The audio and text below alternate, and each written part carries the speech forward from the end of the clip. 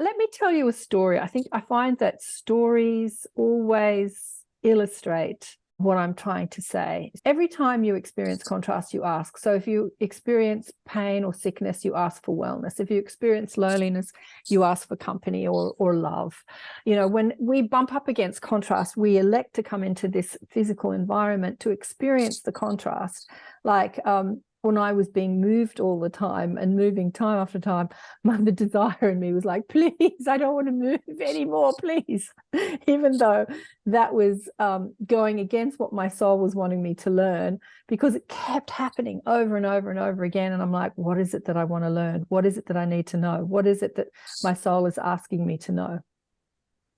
I'm going off track again. Right, the story. Okay, one of the times I moved was I was living in a little granny flat under a house of a woman whose husband had died. He was a firefighter, and she was upstairs in the house. She had this little granny flat. She was upstairs with two little kids, and I was downstairs with one little kid.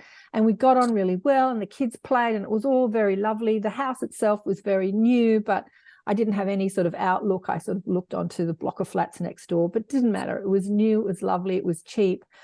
And anyway, she came down one day and said, you have to move. I'm going to move some of my family in here. And I'm like, oh God, here we go again. And so I started stressing out about what I could afford, where I was going to move, all the logistics of this. I know this is pertinent to you, this conversation today, because someone has to move, but I experienced this so many times. And I put somebody talked about visioning. I put pictures of big houses all over my wall. I tore them out of magazines and stuff, and I'm trying to visualize moving to a bigger house. And I couldn't afford to move to a bigger house. I think I was working as a masseuse at the time, a mobile masseuse, and it was at the time where I was moving from masseuse into healer and seeing myself differently. I was very enthusiastic about moving, and then I went out and physically tried to find somewhere to move to, and everything was way out of my price range. And I started to get really despondent, like, oh my God, I'm never going to afford to have what I want. And because I had said to my guides, why am I being moved again? And they said, you're expanding psychically, you know, you're expanding on your journey, and you're going to expand your living environment too, which is what I interpreted as a bigger house, because I lived in this tiny little place. And so I thought, okay, I'm going to live in this big house. I'm going to miraculously manifest a huge house for like next to no rent, right? So I looked and looked and looked and couldn't find anything. And I started to get very despondent, and like, this is never going to happen. And the lady upstairs was like, when are you moving out? When are you moving out? She's hassling me and everyone. And I went to a party, and I met a guy who ran personal growth courses, and he asked me about my situation. He said, keep up the faith.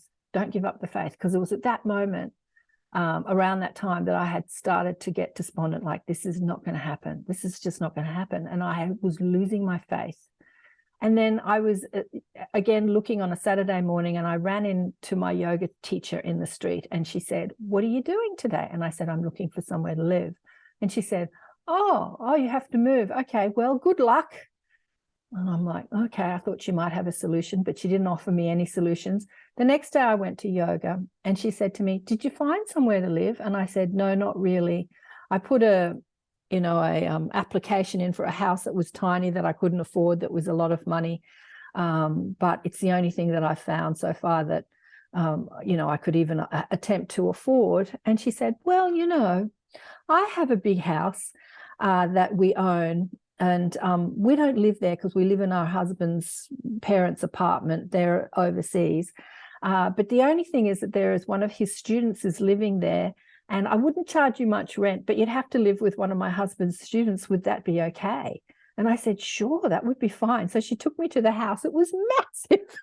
It was huge. It was like, the living room was like two bowling alleys. Honestly, there was two living rooms and this huge kitchen, and it had a massive big major room, then two tiny smaller rooms. Anyway, and the student was in one of the smaller rooms. I gave the big room to my daughter so she could make a big mess and have friends stay, and they could play in the room.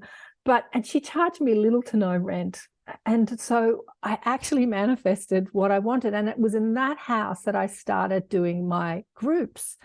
I thought, wow, I'm in this big space. It was that where I started inviting people into my home and doing groups. And then I did some energy healing workshops, and I started doing courses and teaching and having courses in the house. It was perfect. It was fantastic. But like a year later, she had said to me, now I want you to be here for at least 5 years. And I'm like, oh, thank God I can relax. But a year after that, she said, oh, we're going to renovate the house. You need to move out in 6 months. So I was only there for a year and a half. But yeah, it's amazing how when you keep the faith, when you hold the frequency. So what is faith? Hold that excitement, hold that positive affirmation and not get despondent that these situations can come along. It wasn't my effort that created that house. Like I put a lot of effort into physically looking for somewhere to live. It was me just wandering around Bondi one day and bumping into my yoga teacher and her asking me a question, what are you doing today? And I said, I'm looking for somewhere to live. Like it was this circumstances, the way that the universe orchestrates circumstances. It's just miraculous how it can happen.